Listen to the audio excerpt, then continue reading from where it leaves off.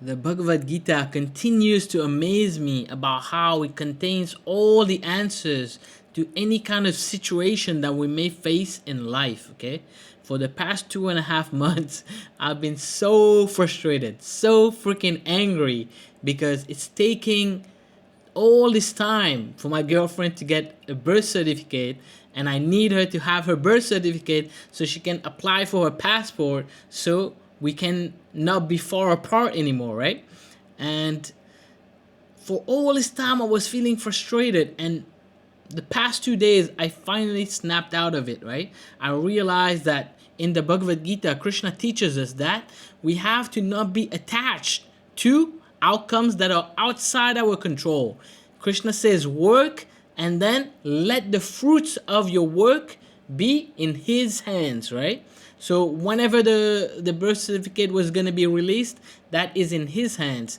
And he says that suffering is caused by the desires, right? So I was suffering, I was angry, I was frustrated for all these weeks because it was not in my hand, and I was frustrated at these people.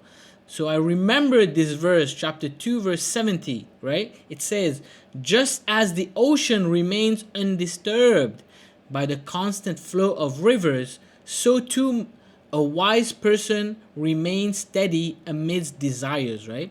So it was my deepest desire for that freaking certificate to be released, okay? But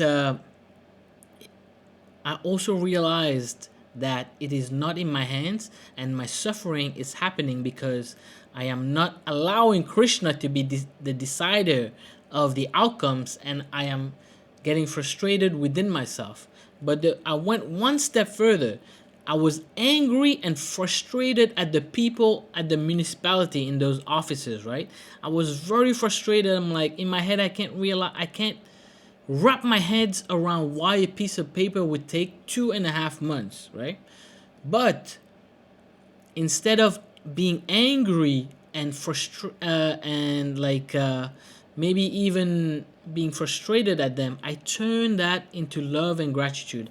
I started sending them love. I started sending them gratitude because it's beyond my understanding. Maybe these people have issues. Maybe they're busy. Maybe they're overwhelmed, right? So not understanding the situation, I just started to send them love and started to send them gratitude and forgiveness for being angry, energetically being angry at them, and just letting Krishna take the wheel, right? And just 2 days of me doing that, we get the news that it's finally going to be released. Listen, I don't know if it's coincidence, but I do believe that energetically I was stuck.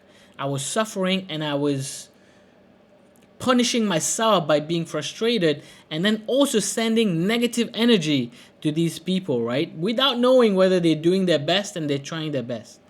So this is a little rant, and I hope this little lesson is helpful to you somehow. Let me know if you like these little stories in my life of how I'm trying to be a better person and apply Krishna's teaching, apply Hindu principles, right? And I have my Inner Circle newsletter that goes out every week. I am releasing that soon. It is completely free. If you want to sign up, the link is in my bio, and I'll talk to you there. Namaste.